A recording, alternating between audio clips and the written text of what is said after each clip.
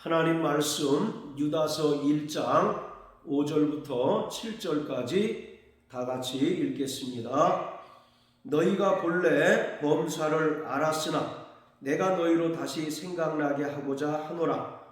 주께서 백성을 애굽에서 구원하여 내시고 후에 믿지 아니하는 자들을 멸하셨으며 또 자기 지위를 지키지 아니하고 자기 처소를 떠난 천사들을 큰 날의 심판까지 영원한 결박으로 흑암에 가두셨으며 소돔과 고모라와 그 이웃 도시들도 저희와 같은 모양으로 간음을 행하며 다른 색을 따라 가다가 영원한 불의 형벌을 받음으로 거울이 되었느니라. 아멘.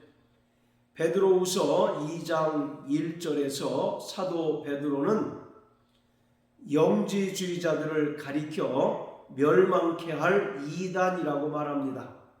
멸망케 할 이단이라는 말은 영지주의자들은 하나님의 진리에 속한 자들이 아니기 때문에 결국 하나님께 심판을 받고 영원한 멸망을 당하게 되리라는 것입니다. 그뿐만 아니라 이러한 영지주의자들의 거짓된 주장과 거짓된 가르침에 속아 미혹된 자들 역시 하나님의 진리에 거하지 못하고 진리에서 떠난 자들이기에 하나님께 심판을 받고 멸망을 당하게 되리라는 것입니다.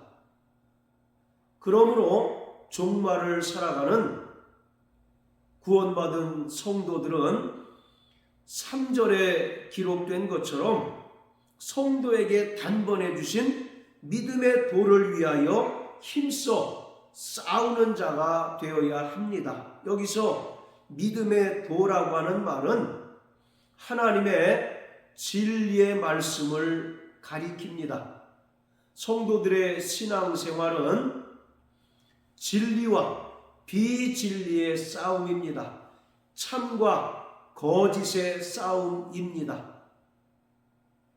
진리에 속한 자들은 하나님 아버지의 사랑을 받고 영원한 생명을 누리며 또 얻게 될 것이지만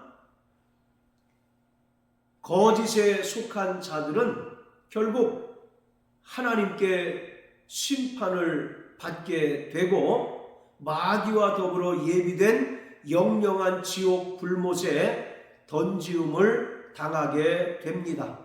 성도들은 진리의 영이신 성령의 인도함을 받아야 합니다.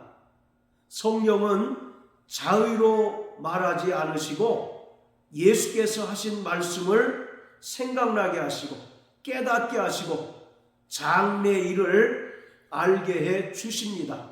그러기에 성령의 인도를 받는 자들은 더욱더 진리 안에 거하고 또 진리 안에서 자유와 기쁨을 누릴 뿐만 아니라 진리 위에 더욱더 굳건히 서서 어떠한 거짓 선지자나 멸망케 할 이단이나 영지주의자들의 거짓된 주장과 가르침에 결코 미혹당하지 않습니다.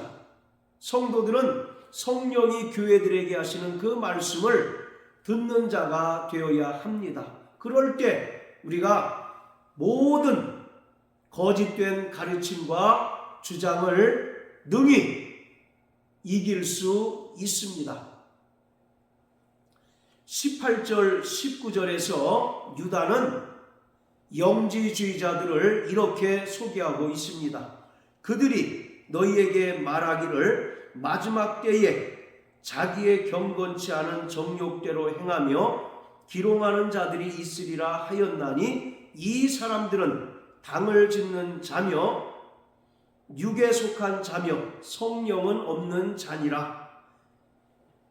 말세가 되면 이러한 거짓 선지자와 멸망케 할 이단과 영지주의자들이 많이 나타나게 될 것인데 그들은 철저히 자기 육체의 정욕에 이끌려 사는 사람이고 진리를 조롱하고 또 진리 안에서 거하고 또 진리의 믿음을 가진 자들을 조롱한다는 것입니다. 그리고 19절에 이 사람들은 당을 짓는 자라고 말합니다. 즉 진리에서 떠나서 거짓에 속한 자라는 것을 말합니다.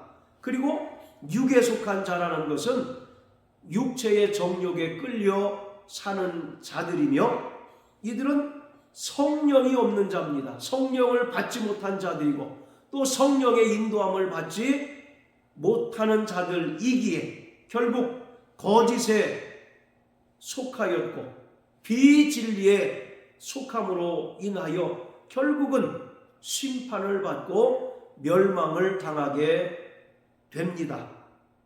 유다서는 영지주의자들의 심판과 멸망에 관하여 강조점을 두고 기록되었습니다.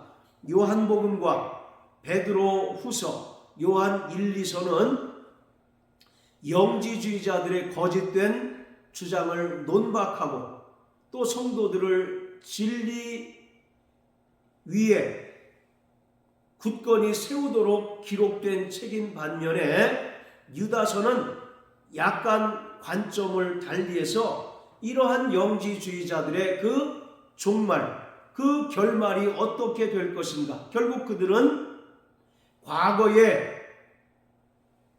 하나님께서 불의한 자들을 심판하시고 멸망당하게 하신 것처럼 결국 영지주의자들 또한 하나님께 심판을 받고 멸망을 당하게 되리라는 것을 이 편지를 통해서 성도들에게 알려주고 있습니다. 따라서 오늘 본문은 구약에 나타난 하나님의 세 가지 심판에 관하여 기록함으로써 7절 하반절에 기록된 대로 영원한 불의 형벌을 받음으로 거울이 되었다라고 말합니다. 여기서 거울이라고 하는 말은 성도들이 본보기로 삼아야 된다는 것입니다. 즉 반면교사로 삼아야 한다는 것입니다. 그 첫 번째가 5절에 기록된 것처럼 출애굽한 이스라엘 백성들이 하나님의 약속의 땅에 들어가지 못하고 결국 하나님께 심판을 받아 광야에서 멸망당한 이야기를 하고 있습니다.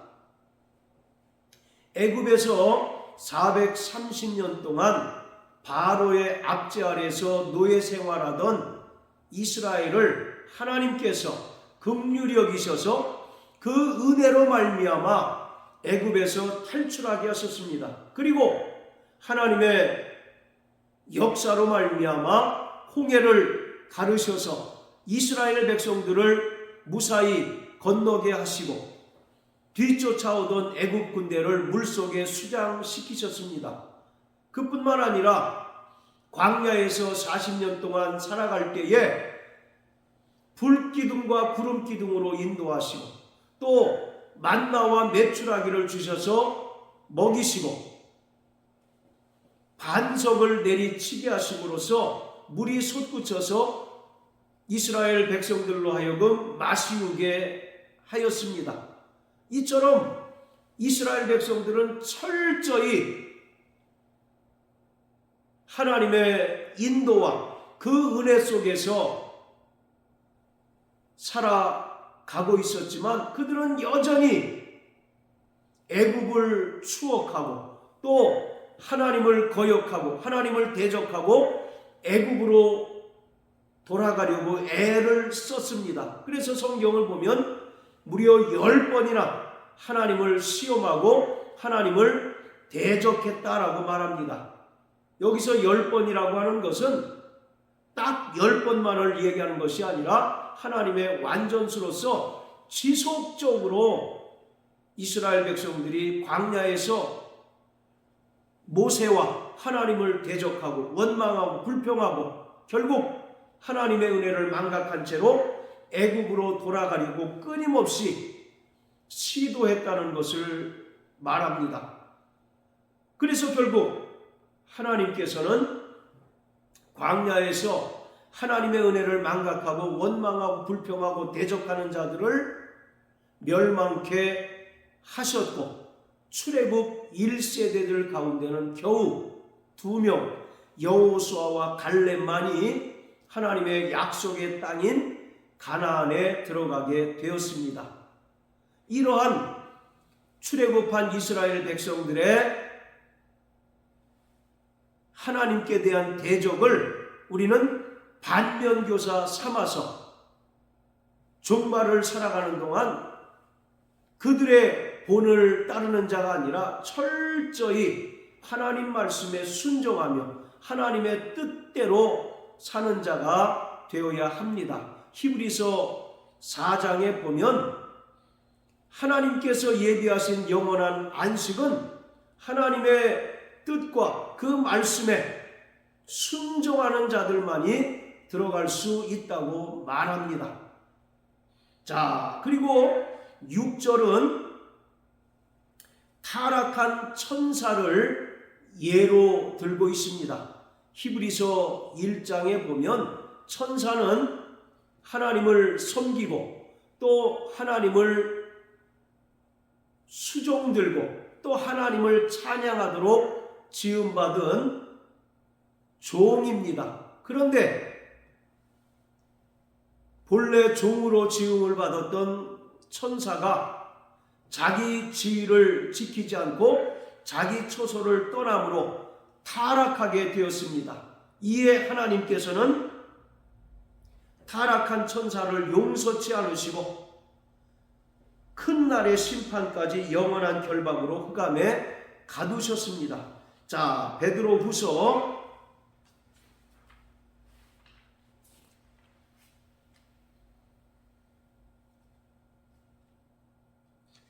2장 4절을 읽겠습니다. 하나님이 범죄한 천사들을 용서치 아니하시고 지옥에 던져 어두운 구덩이에 두어 심판 때까지 지키게 하셨으며, 천사는 본래 지음을 받던 날로부터 하나님을 섬기고 수종들고 하나님을 찬양하며 또 하나님의 명령을 수행하는 종으로 지음을 받았는데,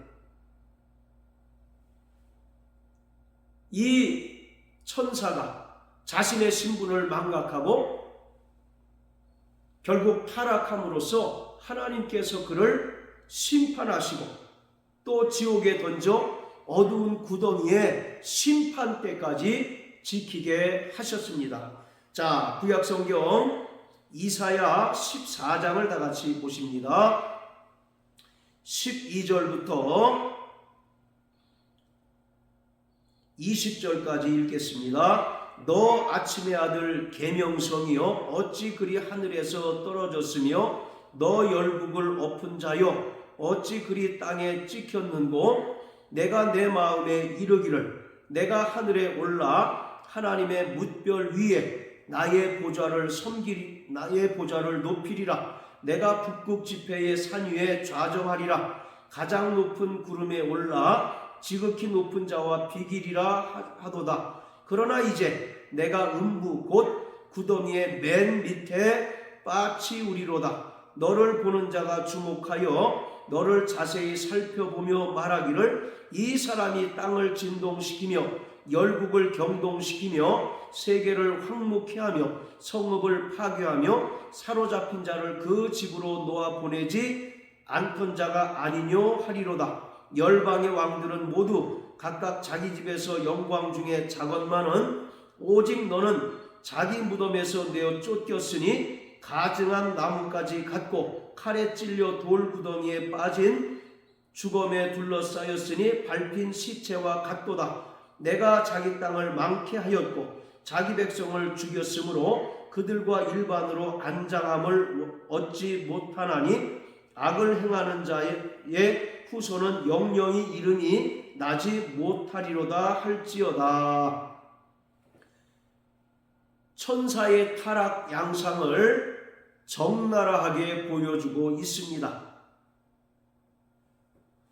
12절부터 14절까지 보면 하나님의 뭇별 위에 나의 보좌를 높이리라. 내가 북극 지폐의 산 위에 좌정하리라. 그리고 가장 높은 구름에 올라 지극히 높은 자와 비기리라. 바로 이것은 천사가 더 이상 섬기는 역할을 하지 않고 자신도 많은 천사들로부터 영광을 받고 섬김을 받는 자가 되겠다는 것입니다. 말씀드린 것처럼 천사는 지음을 받던 날로부터 종입니다. 결코 섬김을 받는 존재가 아니라 철저히 하나님을 섬기고 또 구원 얻을 후사들을 섬기는 존재로 지음받았습니다. 그리고 영광을 받는 존재가 아니라 오히려 하나님께 영광을 돌리는 존재임에도 불구하고 천사가 자신의 아름다움에 스스로 도취되어 버리고 또 교만함으로 말미암아 피조물인 자신을 하나님과 비기는 존재로 여기게 되었습니다. 이것이 자기 지위를 지키지 않고 자기 처소를 떠난 것입니다. 따라서 하나님께서는 이러한 타락한 천사를 용서치 아니하시고 큰 날의 심판 때까지 어두운 구덩이에 가두셨다라고 말씀하고 있습니다. 이러한 천사의 타락은 하나님께서 창세기 1장을 통하여 천지 만물을 창조하기 이전 하늘에서 벌어진 사건이었습니다. 하나님께서는 결코 자신의 신분과 자신의 지위를 망각하여 하나님과 같이 되려는 자들을 용서치 않으시고 영원한 멸망으로 멸망케 하십니다. 자, 그리고 7절의 말씀은 창세기에 나오는 소돔과 고모라의 멸망 사건입니다. 소돔과 고모라 땅은 하나님의 창조의 질서를 정면으로 위배하고 또 하나님의 뜻을 거스림으로 말미암아 결국 불과 유황으로 말미암아 멸망을 당하였습니다. 하나님의 창조의 질서는 남자와 여자가 결혼이라고 하는 제도를 통해서 한 몸을 이루고 또 사랑하는 것입니다. 그러나 소돔과 고모라 성은 동성애가 만연해 있었습니다. 바로 남자가 남자를 그리고 여자가 여자를 취하는 것은 순리를 영리로 바꾸는 것이기에 하나님께서는 이러한 창조의 질서를 위배하고 또 하나님의 뜻을 거스리는 이들을 용서치 않으시고 결국 심판하시고 멸망시키셨습니다. 이러한 출애굽한 이스라엘 백성들의 불순종 그리고 하늘에서 자기 지위를 지키지 않고 자기 처소를 떠난 천사들을 용서치 않으시고 심판하셨고 또 하나님의 창조의 질서를 위배한 소돔과 고모라 성을 심판하시고 멸망케 하신 것이 종말을 살아가는 구원받은 성도들에게 하나의 본보기 반면교사로 삼아야 한다는 것입니다. 이들이 영원한 불의 형벌을 받았다는 사실을 우리가 깊이 인식하고 깨달아서 철저히 순종의 삶을 살아야 할 뿐만 아니라 우리에게 주신 그 직분과 또 그 사명을 온전히 감당하는 자가 되어야 합니다. 그리고 하나님의 창조의 질서를 위배하지 않고 하나님의 그 뜻대로 순리를 따라 사는 자들이 되어야 합니다. 사랑하는 성도 여러분, 우리는 진리의 사람입니다. 그러기에 날마다 성령의 인도함을 받아서 진리 안에 거하고 또 진리 위에 더욱더 굳건히 섬으로 말미암아 구약에 기록된 이러한 멸망 사건들을 통하여 우리가 반면교사 삼음으로 말미암아 일평생 하나님의 뜻에 순종하며 또 진리 안에 거하는 자들이 되어야 합니다. 이러한 삶을 살아내는 저와 여러분들 되시길 예수 이름으로 축복합니다. 할렐루야.